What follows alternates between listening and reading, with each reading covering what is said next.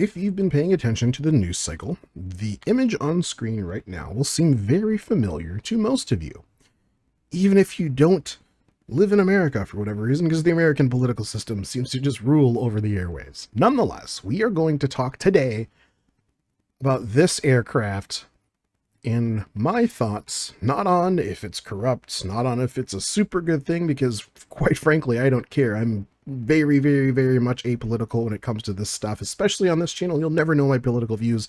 You can think that Trump is God Emperor of the world and should have a third term, despite the U.S. Constitution saying otherwise, or you can think that Trump is literally the spawn of Satan. I don't care. I don't care.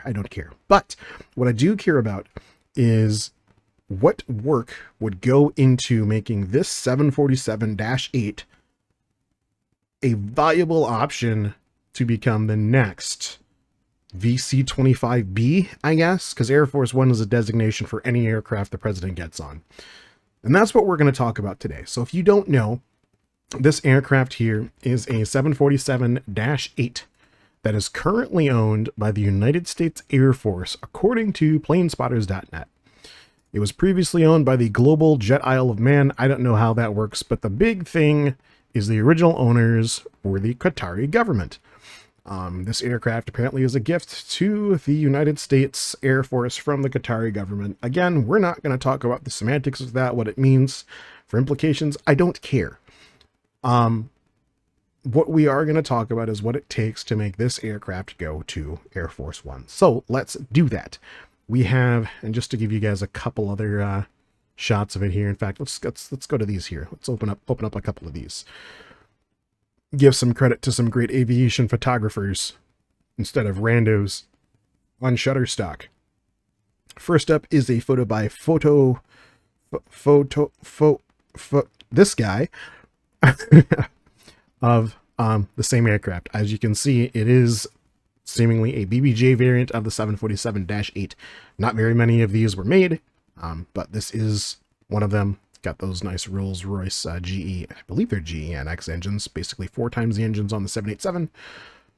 Very nice, interesting livery. I don't know if I would put this on my big expensive jet, but hey, guess what? I'm never going to have the money for one of these, so it doesn't matter. But you get the idea. You can see the Qatari signature, as well as the hinted Qatari colors there, the purple and gray streaks with the gray bottom. So keep this shape here in mind, a normal civilian 747-8, the aircraft that has been gifted to the U.S. Air Force. We're going to now move over to my other page here, and we're going to look at some other 747-400 era aircraft, because that's vaguely, I think the VC-25 actually is an SP that was stretched, but I don't know that for sure. The base airframe is 747-400, if you will. So let's take a look at this aircraft. Again, you'll notice the nose nice and smooth, just like the -8 that we were looking at. No real crazy funny business. I mean, you've got some VHF, UHF, CellCal, and probably some GPS antennas on a newer variant. This is equipped with a Rolls-Royce engine, so you've got those big open backs. But they're interchangeable. British Airways operated Rolls-Royce. Others used General Electric, and I believe Pratt & Whitney. Don't quote me on that either. My knowledge of the old 747 sucks. Moving on, this is a Lufthansa 747-400. Those really cool spinners. I like that on the engines. Again, frontal shot, because we're going to be getting to the VC-25 in these next few images and talking about the differences just externally from what we can see on the VC-25A versus a normal 747, i.e. the 747 that the Qatari government has gifted to the United States Air Force. APU on the back end, I think this is a Russian carrier, if I'm not mistaken. It's not, I thought for a second it was the United, maybe it is United Tulip. Someone else let me know. Is this that Russian cargo carrier, or is it the Tulip 747? Don't know. Just mind the APU. You have a twin nav light set up for redundancy, and then a flash bulb strobe underneath. Other than that, it is a very, very smooth back here. There's no excessive venting. I think there's one vent at the top there for cooling. The intake is, I believe, on the right-hand side. Now, onto the VC-25. Now, I've taken a few photos from Google. And then a few photos actually from the United States Air Force Defense webpage. All of this stuff is out and open in the public, and I have no proprietary knowledge of this aircraft, so we're not going to be giving away state secrets. We're going to be speculating just like everyone else who's talking to you on YouTube is probably doing, because if they're not, they're probably in jail. Anyway, I picked this image specifically for a handful of reasons. The most obvious are these guys underneath each engine. Now, again, we can only really speculate what these are for, but what I would imagine these serve are a similar function to a countermeasures dispenser. Think of your CMD, like your chaff and flare that you would have on an F-18 or an A-10 or something like that, except these appear to be optical. I don't know the exact designation, but it is commonplace that the U.S. Air Force effectively has IR dazzlers that if a missile is approaching from a rear aspect, and these actually look to have like maybe a 45-degree aspect. I'll zoom in on the image here so you can see. It'll be a little blurry, but it'll give you a better idea. They can effectively make a missile explode by thinking it's at the heat source when it's not. You additionally have, I believe these are IRST, infrared search and track pods here, missile warning systems. No idea what function this additional antenna serves here, but if you look at either of the other 747s, you can see it's wholly missing from right here. There is this antenna here, but it's offset to the right, and it's much smaller than this guy. There's also just a whole other array of small antennas. Your beacon, centerline beacons there, so no idea what those serve. Little bulbous guys here. We'll get a better shot of the nose of the aircraft in just a moment, but you also have twin little sharklet antennas on the nose of the aircraft. So lots of communications abilities, which makes sense, right? The president effectively needs to operate this aircraft continuously in a doomsday situation from the air when it's not safe to land anywhere, right? We'll get into how that's partially possible. This is another similar aspect with the aircraft on the ground. You've got this big, huge, I'm assuming low frequency antenna just by its length. Now you're not going to be like trailing, and maybe the VC-25 does, we don't know, it's not published. What I was going to say is you're not going to be trailing, you know, you're like multi-hundred, if not kilometer meter long antennas like the P-8 Poseidon does for tracking submarines, right? Or not tracking submarines, for sending messages on ultra low frequency to submarines underwater on their search patterns. Again, you have those, what I'm going to call IR dazzlers on the underside. And these, I believe, are standard SATCOM antennas, but just, I mean, again, the amount of additional antennas on this aircraft, quite insane. Moving to the APU section. Now, you'll remember when we looked at the previous APU, smooth. Very smooth, not a lot of stuff hanging off of there. Well, you look at it here, this is your APU inlet door, but you have an additional long antenna protruding off of the horizontal stabilizer. I don't have a good photo to show that that's not. I kind of do. And this is the other side of the aircraft, but it's a smooth surface, right? Whereas on here, you've got a nice protruding antenna. But just all of this extra stuff back here, and I've got a different angle as well where you can see, but you've got your flash bulbs, sorry, your nav lights are probably here, your flash bulb, but then there's all this other stuff. What is it? I don't know. You probably don't know, and if you do know, don't tell me, because I don't want to end up on any more lists than I probably already am on. Moving to the nose of the aircraft, the most obvious external modification to the VC-25A versus a normal 747 is this big bulbous thing here. What that is for air-to-air refueling, something the normal 747 is not capable of. I have no idea how many years and probably millions of dollars. I think the VC-25 is valued at like $3 billion, which is more than the B-2 Spirit stealth bomber for reference. No idea how much reverse engineering, supplemental type certificates, and just all other crap that they had to push through. But it's important to note that to meet the mission qualifications that Air Force One has, it's more than likely that this new 747-8 gifted by the Qatari government to the United States Air Force will need to have, at minimum, air-to-air refueling. Now, you could argue that because the 747-400 is an old body airframe of the newer 747-8, oh, they just do the same thing. And that's very possible. It's very possible. I don't know the inner workings of the 747-8 to the old 400 to go, oh yes, you can pick this up, move this here, pick this up, move this here, and then run a gigantic air-to-air refueling line from the nose of the aircraft to the tanks of the jet, right? Again, these are these little wick antennas. You've got a better idea of these bumps here. These almost look like optical things, like cameras or something, maybe just for better maneuvering in foreign airports. I don't know. Again, we're all here to speculate. There's a better visual of that larger antenna. In fact, I actually know that's behind. That is a drain, the one that kind of goes at an angle, but then straight up and down is the same one we saw on the normal 7.4. But all of these, just all this stuff that didn't exist before. Now we're going to move to the United States Air Force's Air Force Mobility Command. I blew up a couple of these photos, and we're going to look closer at some of those. I don't think any of these are worth exporting. They're not. So moving on to that. Again, this is just a clearer shot.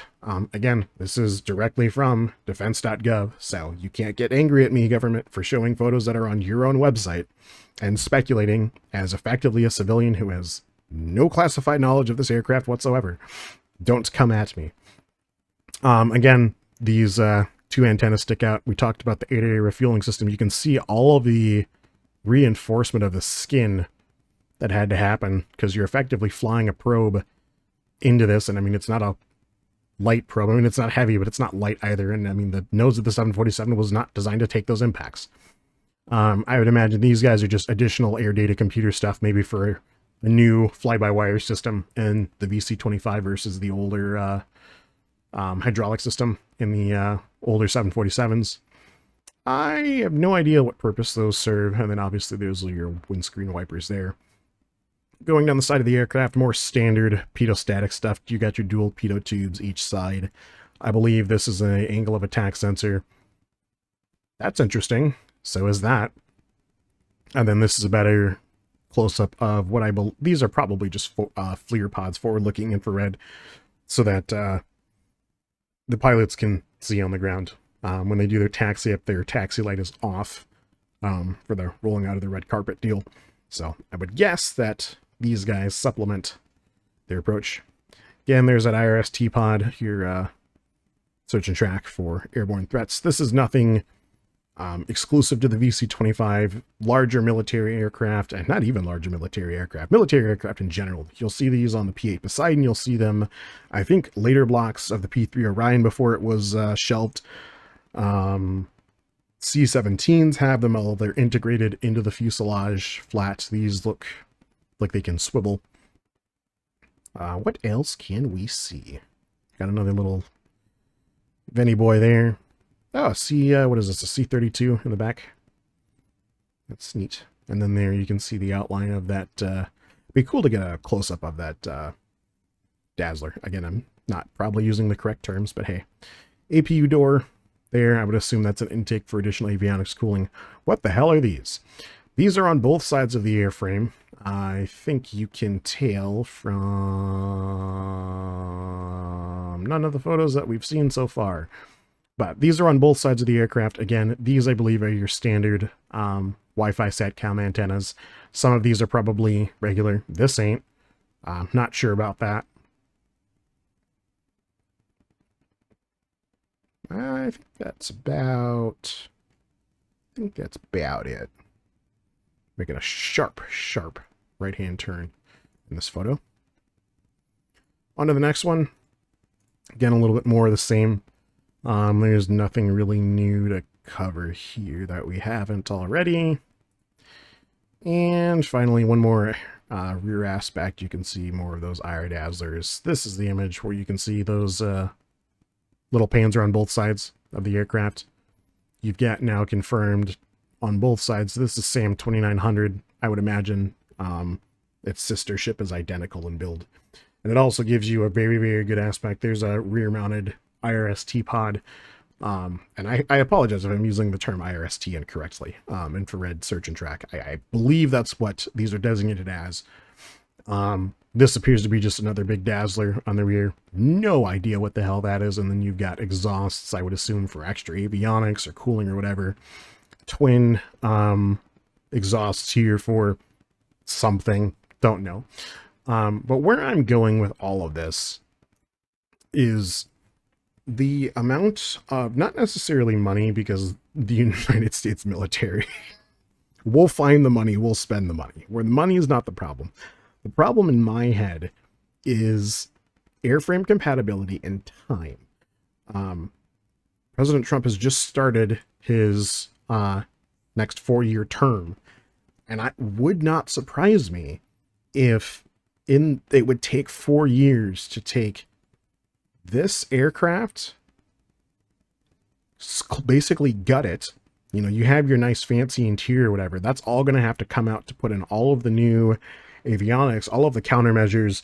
It's rumored that Air Force One has offensive measures. We don't know. But put all of that stuff in and then modify the cabin, you know, the nice comfy amenities to accommodate people. You're not going to take that same interior, put all the crap that's in Air Force One in there, and then put your original interior back in. That's not going to happen. Additionally, I don't know how the new 747 avionics would integrate. There would be a lot of trial and error with that because the 747-8, I believe, uses a different flight control system to the legacy 747 family. Again, please don't quote me on that. I could be mistaken, but I believe that's the case. It wouldn't surprise me that if they started today, that aircraft is at, I don't know, Wright-Patterson Air Force Base or Edwards, wherever they upfit, and then they'll fly it over to Andrews, and maybe they fly it straight to Andrews, and it just goes into the Air Force One hangar, and they leave the other two VC-25As parked outside, or one of the other VC-25As parked outside, and they start doing what they do to make Air Force One. I would not be surprised that in research, design, retrofit, testing, and then to implementation, if that doesn't run the entire course of the 4 years of Trump's presidency.